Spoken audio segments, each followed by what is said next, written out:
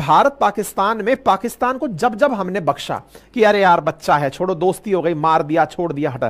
Kargil war भी कैसे हुआ था? एक तरफ भारत और पाकिस्तान मिलकर के शिमला समझौता कर रहे हैं कि चलो भाई अब दोनों ने न्यूक्लियर बम के परीक्षण कर लिए, अब मित्रता से रहेंगे। इधर तो अटल जी हमारे लाहौर की यात्रा कर रहे हैं, दूसरी तरफ से उठ करके आ रहा है पाकिस्तान, कारगिल में घुस जा रहा है। इधर हमने इसको अपनी हालत पर कि यार छोड़ो यार, कितना मारेंगे यार, बहुत मर गया, इसको कितना मारेंगे, उस पर छोड़ के चल रहे हैं। ये हमारे बॉर्डर में टनल्स के माध्यम से लोग घुसा दे रहे हैं। मतलब ये है कि पाकिस्तान अपनी आदत से बाज नहीं आता, और ना आने की इस नीति में आप सोचिए कि जो कर्जे के लिए दुनिया भर के सामने घूम रहा है, वो अपने डिफेंस इक्विपमेंट्स को और स्टैंडर्डाइज कर रहा है, और इतना स्टैंडर्डाइज कर रहा है कि वो भारत से ज्यादा इकट्ठे कर ले रहा है। मतलब एक तरफ तो आप कह रहे हो कि मर गया मर गया, और दूसरी तरफ से आपने जो हालत मचा रखी है वो आपके सामने है। चर्चा करेंगे आज इस सिस्टम की, इसको मैं हवाई जहाज ना कहकर एक सिस्टम कह रहा हूं, जिसका नाम है AEW&C, शॉर्ट फॉर्म में इसको अवाक बोल रहे हैं। इस सिस्टम की हम बात करेंगे, क्या खास है इस सिस्टम के बारे में, क्यों यह युद्ध की दशा और दिशा बदल सकता है। जो भारत के अंतरिक्ष आकाश में घूम रहा है, इस तरह का नेत्र उनके यहां पर साब के नाम से जाना जाता है, और ये जो साब है ये पाकिस्तान में पहुंच चुका है। पाकिस्तान की सेना को भारतीय सेना के साथ युद्ध के लिए फिर से तैयार कर रहा है। ये कहां पहुंचाया है, क्या है, सारी बातें बताएंगे। स्वीडिश कंपनी का है ये साब बना हुआ, और ये स्वीडन ने बना करके साब पाकिस्तान को हैंडओवर किया है।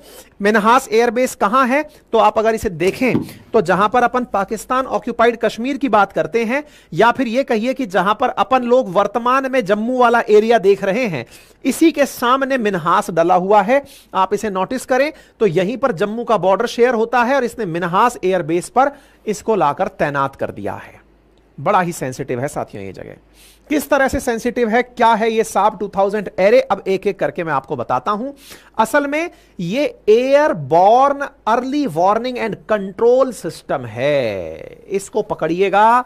ये क्या है, AEW&C, तो आंसर है airborne early warning and control system, एवाक। इसको याद रखिएगा। मतलब कुछ ऐसा है कि हवा में अगर हलचल हो तो ये तुरंत पता लगा ले। तुरंत पता लगा ले का मतलब क्या है, अब बताता हूं क्या। अब इसको ध्यान से सुनिए। देखो ये हवा में उड़ता है, क्यों उड़ता है उसकी कहानी समझो। अपन लोग जमीन पर बैठकर सोचते हैं कि अगर मान लीजिए कि हमारे ऊपर से कोई भी मिसाइल आकर हम पर गिरे, पाकिस्तान ने मिसाइल चलाई, हम पर आकर गिरी, या पाकिस्तान का कोई फाइटर जेट हमारे क्षेत्र में आया, हम पर गोला बरसाने आया, हमको पता कैसे चलता है? तो हम जमीन में क्या करते हैं, रडार लगाते हैं। जमीन पर एक रडार लगाया जाता है जिसका काम होता है रेडियो वेव्स को इमिट करना, और वो रेडियो वेव्स आकाश में फेंकी जाती हैं, और रेडियो वेव्स जब आकाश में जाती हैं तो कोई भी फ्लाइंग ऑब्जेक्ट उनसे आकर टकराता है तो वो उनको रिटर्न करती है। इसको बोलते हैं radio detection and ranging radar.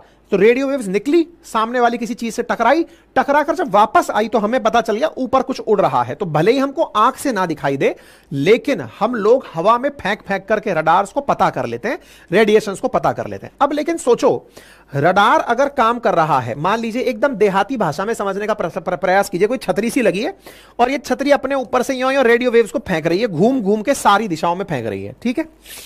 अब इस रडार के बगल में यहां पर आपने कोई इंस्ट्रूमेंट लगा दिया जो इसकी रेंज से साइड में बटा रह गया। होता है ना, जैसे आप जब कैमरा लगाते हैं तो कैमरे के बगल में ब्लाइंड एरिया रह जाता है, ब्लाइंड क्षेत्र रह जाता है ना, ये वाला कैमरे के अंदर कवर नहीं हुआ, इस तरीके से कुछ ऐसी स्थितियां बन जाए कि आपने रडार से बचने का तरीका ढूंढ लिया। अच्छा, रडार से बचने के कुछ और तरीके भी माने जाते हैं। कहते हैं कि आप अगर बहुत नीचे से चीजों को उड़ा रहे हैं तो पता नहीं चलेगा, क्योंकि रडार मानेगा कि ये तो कोई हवाई जहाज ही उड़ रहा है, या फिर कोई नहीं पतंगी उड़ रही है, या फिर कोई और चीज आ गई। मतलब तरीके की चीजें हैं। रडार की रेंज से नीचे उड़ाती हुई भी चीजें आपको फ्लाइंग ऑब्जेक्ट्स दिख सकते हैं। अब इसमें एक इंटरेस्टिंग कहानी क्या है, आपने रडार से ऊपर से कोई आप पर आकर गिरे इसके बारे में सोच रखा है, लेकिन उल्टा सोचते हैं। चलिए, आप खुद ऊपर उड़ रहे हो, आपको डर है कि कोई नीचे से गोली ना मार दे, यानी रिवर्स सोचो, ऊपर से आकर नीचे कोई गिर रहा है तो नीचे आपने रडार लगाकर ऊपर से आने वाली चीजों को देखा और उनसे बचने के लिए आपने S-400 दाग दिया। यह तो था एक डिफेंस सिस्टम। अब रिवर्स सोचते हैं, आप खुद ऊपर उड़ रहे हो, नीचे से किसी ने आपको टारगेट कर दिया, और टारगेट कर दिया, आपको पता ही नहीं चला, आपका रडार तो ऊपर से नीचे आने वालों को चेक कर रहा है, नीचे से कोई ऊपर वाले को मार रहा है, आपको कैसे पता चलेगा? आपको कैसे पता चलेगा? इसी के लिए ऊपर भी एक रडार, अब ऊपर कोई जमीन तो है नहीं, तो ऊपर एक रडार तैराया जाता है, उसका नाम है अवाक। असल मायने में ये एक रडार है जो रिवर्स काम कर रहा है। जमीन से आने वाले जितने भी फ्लाइंग ऑब्जेक्ट्स ऊपर की तरफ हैं, ये उनकी जानकारी देता है, यानी एक रिवर्स है, ये रिवर्स अवाक है। और इसका जो रिवर्सल सिस्टम है ना, यही सबसे बड़ी खासियत है। आपके दिमाग में आएगा, इसका मतलब यदि ये हवा में उड़ रहा है तो ये उस हवाई जहाज को प्रोटेक्शन दे रहा है जिसको आप टारगेट कर सकते हो। आसान भाषा में बताऊं, मान लीजिए पाकिस्तान की तरफ से चल के F-16 भारतीय सीमा में घुसा, हमारे नीचे के रडार ने पता लगा लिया कि भाई F-16 उड़ रहा है, चलो मारते हैं। अब आपने मिसाइल चलाई तो आपके फाइटर जेट को इन्होंने अवाक चलाकर बता दिया, खुद के F-16 को अपना अवाक उड़ा के बताया कि सर आपके पास मिसाइल मारने आ रही है, सतर्क हो जाइए। हालांकि खुद फाइटर जेट्स में भी अपना अर्ली वार्निंग सिस्टम होता है, लेकिन फाइटर जेट 1000 काम कर रहा होता है उड़ते समय। केवल और केवल उसको यही नहीं होता है कि उड़ानी है, उसको टारगेट भी मैच करने होते हैं। अगर डॉग फाइट हो गई है तो उसमें लड़ना होता है, उसको अपनी खुद की सुरक्षा सुनिश्चित करनी होती है, तमाम प्रकार के फाइट्स करनी होती हैं। लेकिन कहीं आप गुप्त रूप से छुप के बैठे, आप पे मिसाइल चला दी, आपको पता ही नहीं चल रहा मिसाइल कहां से आ रही। अवाक आपको सिस्टम दे रहा है, सर आगे आप पे गोली आ गई, नीचे से आ रही है, आपको पता ही नहीं है। आई बात समझ में? ये है अवाक, और दुनिया में इसका कोई तोड़ नहीं है। दुनिया का हर देश जो हवा में ट्रैवल कर रहा है, अपने वीवीआईपी मूवमेंट करा रहा है या फाइटर जेट्स उड़ा रहा है, वो हवा में अवाक चलाता है कि चलाते रहो, अर्ली वार्निंग सिस्टम आती रहे, पता रहे कि ये कहीं से कोई गर्मी आ रही है, नीचे से कोई चीज फेंक रहा है खतरनाक। अब आपके दिमाग में आइडिया आएगा खुरापाती, क्या सर कोई इसी को उड़ा दे पहले तो। भाई मान लो कि आपने अपनी तरफ से मिसाइल चलाई इस मिग को मारने के लिए या F-16 को मारने के लिए। सर आपको पता चल रहा है कि मिसाइल आ रही है, मैं पहले इसको मारूं कि बेटा तू बड़ा दिशा बता रहा है। मतलब जैसे होता है चोर पहले चोरी करने से पहले कैमरा तोड़ते हैं, सर इस कैमरे को तोड़ो। अच्छा, कैमरे को तोड़ते समय एक तकनीक का अपनाया जाता है जिसको थर्मल सेंसिंग कहा जाता है। थर्मल सेंसिंग का मतलब होता है, हम जो मिसाइलें चलाते हैं ना, कहते हैं अचूक मिसाइलें जाके निशाने पर लगेगी। कैसे लगेगी? वो क्या सेंस करती है चलने से पहले, मिसाइल के आंखें नहीं होती हैं, कैमरा नहीं लगा होता है, वो हीट सेंस कर रही होती है कि अचानक जहां हीट ज्यादा है मुझे वहां जाके मार करनी है। मिसाइल चलने का यही टेक्नोलॉजी अपनाया जाता है, हीट सेंसिंग होता है, थर्मल सेंसिंग कहते हैं इसको, कि इधर से हीट आ रही है, चलो वहीं पे गोला है, चलो फोड़ते हैं। तो ये हीट सेंसिंग के लिए जब मिसाइलें चलाई जाती हैं, ये स्मार्ट है। ये क्या करता है, अपने आसपास इतने सारे पटाखे फोड़ता है, दूर दूर तक ले जाके फ्लेयर्स फेंकता है, बड़ बड़ बड़ बड़ बड़ बड़ बड़ बड़। अब फ्लेयर्स फेंकी इसने बहुत सारी, तो इस तरह से ये फ्लेयर्स फेंक देता है। फ्लेयर्स फेंकता है तो नीचे से आने वाला जो भी मिसाइल सिस्टम है ना, जो इसको टारगेट करने आया है, वो कंफ्यूज कि यार मैं तो मारने इसको आया था, हीट तो इसमें से आ रही थी, अब इतनी सारी हीट कहां से आ गई। आपकी मिसाइल कंफ्यूज हो जाती है और वो दूसरी जगह से निकल जाती है।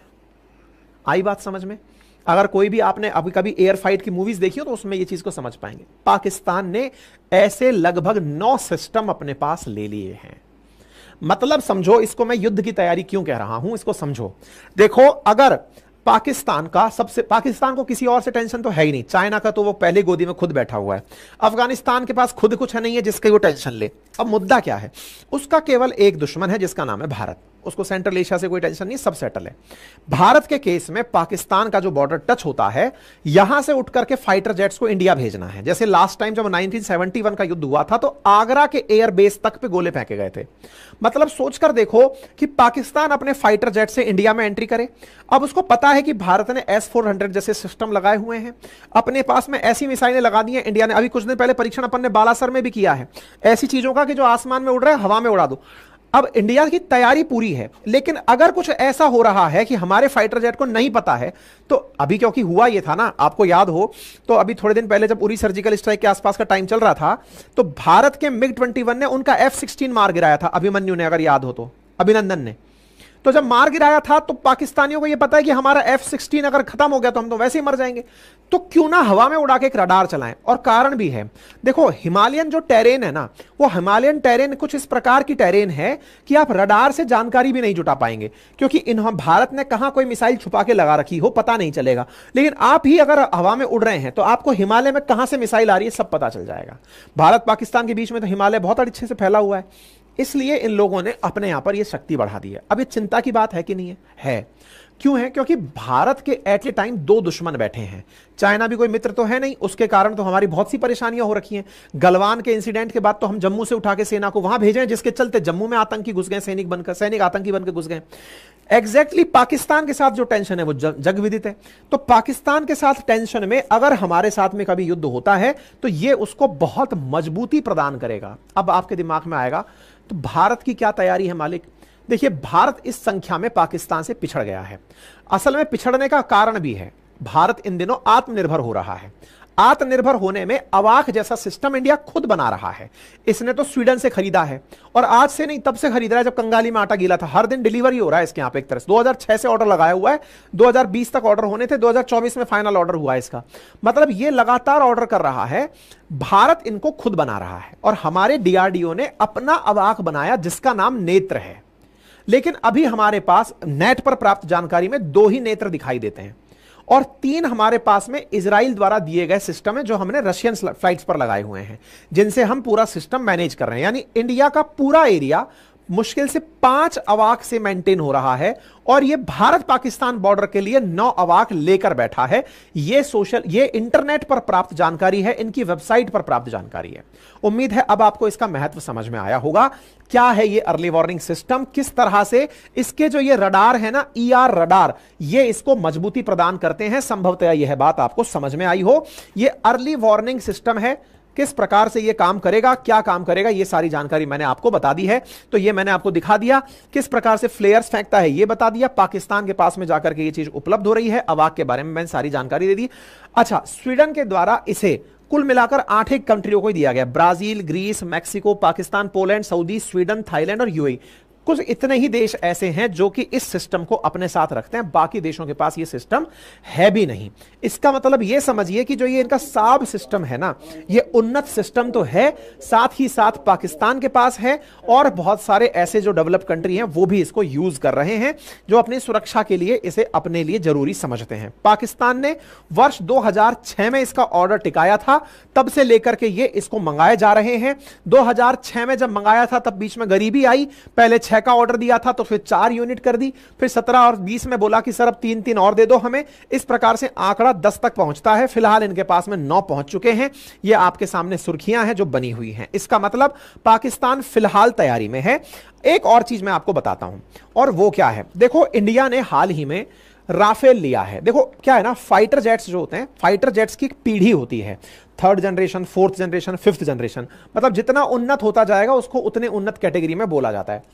5th जनरेशन में जैसे F-35 हो गया अमेरिका का, ऐसे ही इनका चाइना वालों का J-31 है जो कि फाइटर जेट 5th जनरेशन है। 5th जनरेशन जो फाइटर जेट्स होते हैं ये सबसे अत्याधुनिक माने जाते हैं। मतलब इनमें खुद का अवाक है, और ये मतलब टेक्नोलॉजिकली हवा में तेजी से चलने से, बढ़िया मिसाइल ले जाने से सब तरह से सक्षम होते हैं, उन्नत किस्म के होते हैं। भारत ने अपने फाइटर जेट्स में राफेल सबसे उन्नत किस्म का रखा हुआ है, 4.55 मतलब 4.5 जनरेशन का बोलते हैं उसको, मतलब हमने इस तरह का वो लिया हुआ है। अच्छा, पाकिस्तान को चाइना, क्योंकि चाइना के वेपन वैसे कोई नहीं खरीदता, तो चाइना के लिए तो ये क्या है, प्रैक्टिकल भूमि है कि चलो यहां पे ट्राई मार लेंगे, और कुछ नहीं तो यहां से पता चल जाएगा, 2-4 में अगर फूट फाट भी गए तो सीख लेंगे कि क्या कमी थी। तो चाइना का डिफेंस का सामान एक्सपोर्ट क्यों नहीं होता, उसके पीछे का बड़ा तर्क दिया जाता है कि अमेरिका ने तो अपने सारे वेपन टेस्ट किए हुए हैं दुनिया भर में, युद्ध में कूद जाता है, कहीं भी जाके बम गोले फोड़ देता है। चाइना वालों ने टेस्टिंग नहीं करी आज तक। तो टेस्टिंग नहीं करी तो बोले इसके नाम पर क्या है, चाइना चाहता है कि पाकिस्तान युद्ध में कूदे, और युद्ध में कूदे तो उसके जितने फाइटर जेट वगैरह हैं वो जाके टेस्टिंग तो हो एटलीस्ट, क्योंकि चाइना बेचारा बना के तो बैठा है, टेस्ट नहीं कर पा रहा है। जैसे इंडिया ने अपनी जब ब्रह्मोस बेची थी तो पहले पाकिस्तान पे चला के दिखाई, जिसको हमने मिस फायर कहा कि सर सॉरी सॉरी सॉरी चल गई थी हमसे, लेकिन तभी तो बिकी ना। तभी तो वियतनाम जैसे देश, फिलीपींस जैसे देश आके खड़े हुए, सर हमको दे दो, क्योंकि हाँ आपने ट्राई करके दिखा दी। वेपन बेचने से पहले टेस्टिंग जरूरी है। जैसे आप कार खरीदने जाते हैं तो टेस्टिंग करते हैं, चला के दिखाओ। अब आपने अमेरिका से कोई मशीन खरीदी या रशिया से खरीदी, ये लोग युद्ध में रहते भी इसलिए हैं ताकि इनके वेपन बिकते रहें। आपको ये बार बार दिखाते, देखा हमने वो बम फोड़ा था तो पैक कर दें, बोले कर दो। जैसे अभी क्या हुआ ना, टर्की ने क्या किया था, अपना बायरक्तार ड्रोन दिया था यूक्रेन को, और उसने खूब तबाही मचाई रशिया की। भाई साहब इतने ऑर्डर मिल गए कि अगले 3 साल तक के लिए ऑर्डर सेट है, मतलब उसको ऑर्डर ही ऑर्डर मिल गया, भाई ये पैक कर दे यार, बढ़िया चीज बनाई है ना। ईरान वालों ने कामिकाजे दिया रशिया वालों को, रशिया वाले राजी हो गए, उधर ईरान के पास में ऑर्डर आ गए कि हाँ भाई, वहां से हूती बोल रहे हैं, हजबुल्ला बोल रहा है, अरे भाई हमको पैक कर दो यार, ये बढ़िया चीज बना दिया आपने, है ना। ऐसे इंडिया को ब्रह्मोस बेचना था, तो करें क्या, हमारे पास पाकिस्तान है और किस पे चलाएं बेचारे, बांग्लादेश को थोड़ी मार देंगे। ऐसे में हमने पाकिस्तान मारा, पाकिस्तान मारा तो उधर से पैकिंग ऑर्डर आ गए। चाइना वाले गलती से भी मिसफायर नहीं कर पाए अभी तक किसी के ऊपर, आज तक इनका कोई भी वेपन यूज ही नहीं हुआ, यूज नहीं हुआ, कोई युद्ध नहीं लड़े आज तक, युद्ध नहीं लड़े तो करें क्या, तो बेचारे पाकिस्तान को ये मोहरा बना रहे हैं, उधर से नॉर्थ कोरिया को मोहरा बना रहे हैं, तुम कुछ तो लड़ो यार, कुछ तो चलाओ, ताकि कोई तो आए और कहे कि भाई साहब 2-4 पैक कर दो, हमारा बिक ही नहीं रहा है, माल बंद करके बैठ गया, सब तो बेच रहे हैं, हम बस वेपन नहीं बेच पा रहे हैं। तो इसको इसने J-31 दिया हुआ है, और J-31 की सुरक्षा के लिए स्वीडन का अवाक आ गया है, वो अवाक जो साक्सन के असाब बन के आया है, अब ये इसका प्रशिक्षण पाकिस्तान में शुरू करवा रहा है कि चलाओ, ताकि इनको थोड़ा बहुत फायदा हो जाए। उम्मीद है आपको ये समझ में आ जाए। पाकिस्तान के साथ में टर्की ने भी इनको कह रखा है कि मैं बायरक्तार ड्रोन आपको दूंगा, चिंता मत करो, आप हमारे मित्र हो, क्योंकि कश्मीर विषय पर टर्की का सीधा सीधा साथ पाकिस्तान के साथ है। यानी पाकिस्तान अगर युद्ध की तैयारी की बात देखी जाए तो वो बहुत अच्छे से अपने एक दुश्मन को टारगेट करके युद्ध लड़ने के लिए तैयार है। जहां तक बात हो ईरान वर्सेस पाकिस्तान की, तो पाकिस्तान ज्यादा पावरफुल पड़ता है ईरान से। क्यों? क्योंकि ये न्यूक्लियर वेपन कंट्री है, being a nuclear weapon country, साथ में बायरक्तार ड्रोन, साथ में J-31 और अब इस तरह की साब, ये सब चीजें ये दर्शाती हैं कि पाकिस्तान की जो युद्ध की तैयारियां हैं ना भारत से निपटने के लिए, वो चल तो रही हैं। अब भारत के लिए कितना जरूरी है पाकिस्तान को कंसीडर करना, ये सोचना होगा, क्योंकि जब जब हमने पाकिस्तान को इग्नोर किया है, जैसे हमने वो उदाहरण दिया कारगिल वॉर से जस्ट पहले का कि अरे तो मर गया, इसको क्या ही लेना है, अब तो सेटल हो गया ये, लेकिन उसी समय इसने आकर के, क्योंकि ये आस्तीन का सांप है, पहले विश्वास कराता है और फिर विश्वासघात करता है। ऐसे में अभी फिलहाल हम जिसको कटोरे के समझ के इसको दया कर रहे थे, ये असल में दया पात्र है नहीं, ये फिर से विश्वासघात की तैयारी में है, क्योंकि इसने जिस तरह की प्लानिंग की है वो अमेरिका के हित में भी है। तो देखना होगा कि भारत इससे निपटने के लिए क्या तैयारी करता है। भारत ने अपने अवाक बना रखे हैं बढ़िया तैयारी के साथ, हमारा S-400 भी तैयार है, अपने पास भी भारत की स्वनिर्मित ड्रोन है, तैयारियां पूरी हैं, लेकिन दुश्मन हमारे पास बड़े दो खड़े हैं, इसलिए आवश्यकता है कि भारत इसको मजबूती से तैयारी के साथ निपटे। ठीक है साहब, उम्मीद है सभी साथियों को ये बात समझ में आ जाए। इंडियन एयरफोर्स ने 6 नए नेत्र और मांगे हैं कि भाई साहब हमें नेत्रा और दे दो, बढ़िया से हमें लड़ाई लड़नी है। ठीक है साहब, उम्मीद है सभी को ये जानकारी अच्छे से समझ में आ गई हो।